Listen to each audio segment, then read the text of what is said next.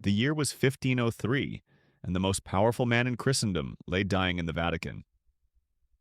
But this was no ordinary death.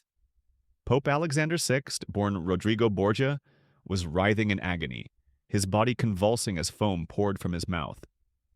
Whispers echoed through the marble halls. Poison. The same pope who had allegedly poisoned his enemies had perhaps met his match. As his life ebbed away, the secrets he carried to his grave would have horrified every Christian soul in Europe. This man hadn't just led the church, he had corrupted it from within, turning the holy seat of St. Peter into something resembling a criminal enterprise. What you're about to discover will shake your understanding of Christian history to its core. These aren't just stories of individual failings. They're tales of systematic corruption, unspeakable cruelties, and crimes so heinous they nearly destroyed the faith of millions. From the blood-soaked halls of the Vatican to the torture chambers of the Inquisition, from crusading knights turned murderers to modern scandals that still haunt us today, this is the dark side of Christianity that few dare to speak about. The Borgia name had already become synonymous with scandal long before Rodrigo ascended to the papal throne. But when he bought his way to the papacy in 1492, yes, literally purchased it through bribery, he transformed the Vatican into something unrecognizable. Pope Alexander VI didn't just break his vow of celibacy, he flaunted it. He openly acknowledged his children, appointing his son Cesare as a cardinal at age 18, and his other son Giovanni as the Duke of Gandia. His daughter Lucrezia became his political pawn, married off 3 times before she turned 21. Each marriage dissolved when it no longer served the family's ambitions. But the sexual scandals were merely the appetizer to a much more sinister feast. The Borgias turned murder into an art form. When Giovanni's corpse was pulled from the Tiber River in 1497, riddled with stab wounds, most pointed fingers at his own brother Cesare. The motive? Sibling rivalry over their father's favor, and possibly their sister Lucrezia's affections. The Pope, devastated by the loss, publicly declared he would reform the church. That reform lasted exactly 3 months. The Borgias perfected what became known as cantarella, a slow-acting poison that could be slipped into wine during dinner parties. Victims would fall ill days later, giving the perfect alibi to their murderers. Wealthy cardinals who opposed the family would mysteriously sicken and die, their fortunes mysteriously transferring to the papal treasury. One evening, the Pope himself mistakenly drank from the poisoned chalice intended for a wealthy cardinal.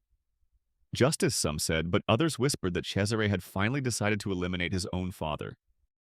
Yet even the Borgias pale in comparison to the systematic horror that was the Spanish Inquisition. Picture this: a knock at your door in the dead of night. Men in dark robes stand silhouetted against torchlight. Someone, perhaps a neighbor, a business rival, or even a family member, has whispered your name to the Holy Office. You're accused of heresy, but you're not told what you've supposedly done wrong, nor who has accused you. From this moment, your life as you know it is over. Tomás de Torquemada, the Grand Inquisitor, created a machine of terror that would operate for over 3 centuries. But here's what most people don't know. Torquemada himself was likely descended from Jewish converts to Christianity, the very people he would hunt with such ruthless efficiency. Born around 1420, he became confessor to Queen Isabella of Castile, whispering poison in her ear about the Jewish problem in Spain. When Isabella and Ferdinand finally expelled the Jews in 1492, approximately 200,000 people were forced to flee their homeland, leaving behind everything they'd built over generations. But expulsion wasn't enough for Torquemada. Those who had converted to Christianity, the conversos, remained suspect. In the twisted logic of the Inquisition, these new Christians were the most dangerous of all because they could hide among the faithful. The Inquisitors developed increasingly creative methods to root out secret Jews. Did someone refuse to eat pork? Suspicious. Did they change their clothes on Friday evening? Clearly keeping the Sabbath. Did they mourn their dead for 7 days? Obviously following Jewish customs. The torture chambers of the Inquisition would have made the Roman emperors blush. The Garrucha, or Strappado, suspended victims by their wrists tied behind their backs, dislocating shoulders with agonizing efficiency. The toca simulated drowning by forcing water down the victim's throat through a cloth. The potro stretched bodies on a rack until joints separated with audible pops. But perhaps most insidious was the psychological torture. Solitary confinement in cells where prisoners lost track of time, never knowing when the next interrogation would come or what horrors awaited. What made the Inquisition particularly monstrous was its bureaucratic efficiency. Detailed records were kept of every torture session, every confession extracted, every property seized. These weren't crimes of passion, but calculated acts of institutional cruelty. The Holy Office became a massive wealth transfer scheme, stealing the properties of the condemned to fund its own operations. The richer the victim, the more likely they were to face severe charges. But let's travel back even further, to an event that would stain Christian history for nearly a millennium. The year was 1095, and Pope Urban II stood before a crowd at the Council of Clermont. His words would unleash a torrent of violence that contradicted everything Christ had taught about turning the other cheek. God wills it! The crowd roared, as Urban promised complete absolution for anyone who took up the cross to reclaim the Holy Land. What began as a holy war would become a series of the most unholy crimes ever committed in Christ's name. The First Crusade started with a massacre before the Crusaders even left Europe. In the spring of 1096, peasant armies swept through the Rhineland, slaughtering entire Jewish communities. In Mainz, over 1,000 Jews barricaded themselves in the bishop's palace. When the Crusaders broke through, the massacre was so complete that not a single soul survived. The Crusaders reasoned that if they were going to fight the enemies of Christ in Jerusalem, why not start with the Christ killers in their own backyard? When the Crusaders finally reached Jerusalem in July 1099, what followed defied every principle of Christian mercy. The siege lasted 5 weeks, but the real horror began when the walls were breached. For 2 days, the Crusaders slaughtered every man, woman, and child they could find. Muslims, Jews, and even Eastern Christians were butchered without distinction. One chronicler wrote that horses waded through blood up to their knees in Solomon's temple. The same men who had taken vows to follow the Prince of Peace had turned Jerusalem into a charnel house. The Children's Crusade of 1212 represents perhaps the most heartbreaking crime of the entire era. A 12-year-old French peasant boy named Stephen claimed that Christ had appeared to him, commanding him to lead a crusade of children to peacefully convert the Muslims. Thousands of children, some as young as 6, followed Stephen to Marseille, believing the Mediterranean would part like the Red Sea. When the miracle failed to materialize, unscrupulous merchants offered to transport the children for free. 7 ships set sail. 2 were shipwrecked, drowning all aboard. The children on the remaining 5 ships were sold into slavery in North African markets. Not one child ever returned home. But perhaps no crime in Christian history was as personally devastating to the faith as the betrayal by trusted shepherds in modern times. The Catholic Church abuse scandal didn't emerge suddenly. It festered in silence for decades, protected by a wall of institutional secrecy that prioritized reputation over the safety of children. Father John Jayen seemed like any other priest when he was ordained in 1962. Soft-spoken and gentle, he was assigned to parishes around Boston, where he would have access to hundreds of families. Over the next 30 years, Jayen would abuse at least 130 children, though the true number may be much higher. What makes his case particularly horrifying isn't just the scale of his crimes, but the systematic cover-up that enabled them. Church officials knew. Cardinal Bernard Law had received multiple complaints about Jayen's behavior as early as the 1980s, yet he continued to transfer the priest from parish to parish without warning the new communities. Internal memos revealed that church leaders were more concerned about potential lawsuits than protecting children. When parents complained, they were told to keep quiet for the good of the church. Meanwhile, Jayen was given therapy and reassigned, only to abuse more children in his new location. The Boston Globe's investigative team, later immortalized in the film Spotlight, uncovered a pattern of abuse and cover-up that reached the highest levels of the church hierarchy. Their reporting revealed that approximately 6% of all priests had been accused of abuse, a staggering statistic that shattered the trust of millions of Catholics worldwide. The financial cost was enormous, with the church paying over $3 billion in settlements, but the spiritual cost was incalculable. What made these crimes particularly devastating was the sacred trust that had been violated. These men weren't just criminals. They were supposed to be Christ's representatives on earth. Families had welcomed them into their homes, confided their deepest secrets, and entrusted their children to their care. The trauma extended far beyond the immediate victims to encompass entire communities whose faith was shaken to its core. Hey there, amazing viewers. This is Professor Archive, and I'm curious. Where in the world are you watching this from, and what time is it there? Are you a student, a history buff, someone in the legal profession, or maybe just someone who can't sleep and fell down a historical rabbit hole? Drop a comment and let me know. If you're finding this deep dive into history's dark corners as fascinating as I do, consider leaving a super thanks. It really helps keep these stories coming. Now let's continue with our journey through Christianity's most shocking crimes. The Albigensian Crusade of the early 13th century demonstrates how the machinery of holy war could be turned against fellow Christians with devastating efficiency. The Cathars of southern France weren't foreign invaders or distant enemies. They were devout Christians who simply interpreted their faith differently. They believed in dualism, viewing the material world as inherently evil and rejecting many Catholic doctrines. Pope Innocent III declared them heretics and called for their complete elimination. The Siege of Béziers in 1209 produced one of history's most chilling quotes. When the papal legate was asked how to distinguish between Catholics and Cathars in the city, he allegedly replied, "Kill them all, let God sort them out."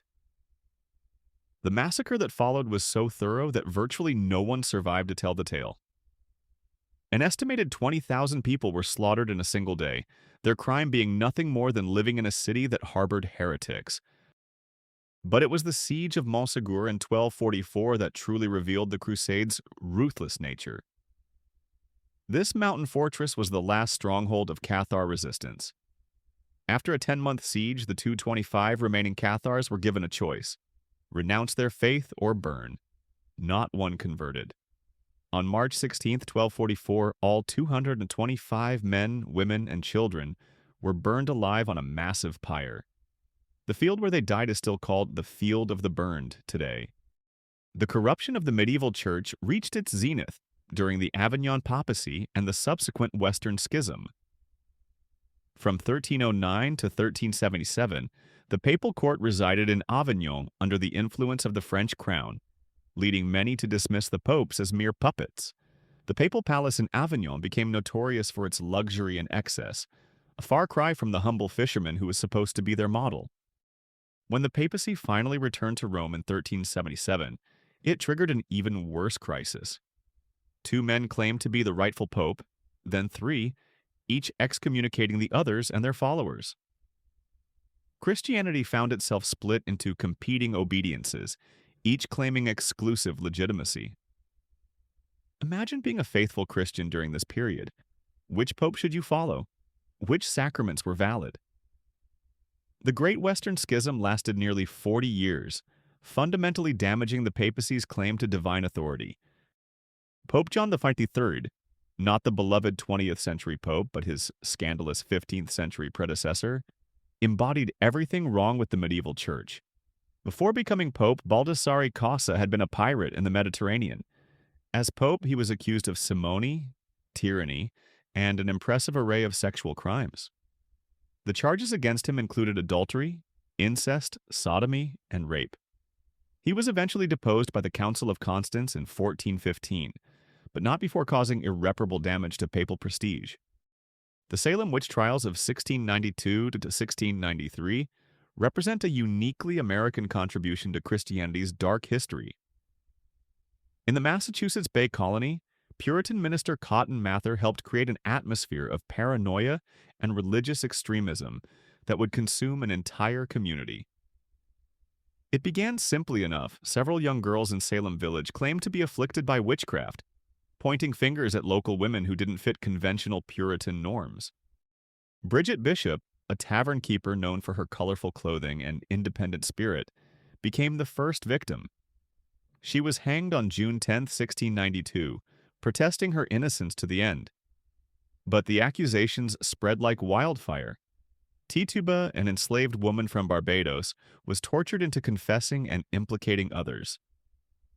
Soon, the accusations reached even prominent members of the community, including the wife of the colony's governor.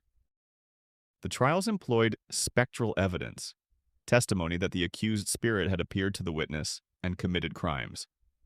This meant that anyone could be convicted based solely on accusations they couldn't possibly defend against. How do you prove your spirit wasn't somewhere it shouldn't have been? The logical impossibility of defense made conviction almost inevitable. Giles Corey, an 80-year-old farmer, suffered perhaps the most brutal death of all. When he refused to enter a plea, authorities decided to press him to death, loading heavy stones onto his chest until he confessed or died. For 2 days, Corey endured this torture, his only words being more weight when asked to confess. He died without speaking, ensuring his property couldn't be seized from his family, a final act of defiance against an unjust system. The trials only ended when the accusations began reaching members of the colonial elite, including the governor's wife. Suddenly, the same evidence that had been sufficient to condemn poor farmers and enslaved people was deemed unreliable when applied to the powerful. By the time sanity returned, 20 people had been executed and over 150 imprisoned. The reversal was swift and complete. The same officials who had orchestrated the trials were soon declaring them a terrible mistake.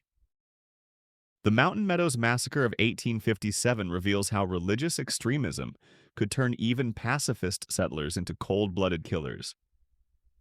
A wagon train of 120 Arkansas immigrants was passing through southern Utah when they were attacked by local Mormon militia, disguised as Native Americans.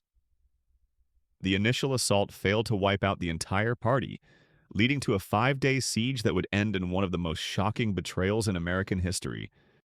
John D. Lee, a prominent Mormon leader, approached the besieged immigrants under a flag of truce. He convinced them that if they surrendered their weapons and followed Mormon escorts, they would be safely conducted out of the territory. The desperate families, many with small children, accepted the offer. They were divided into groups and led away from their defensive position.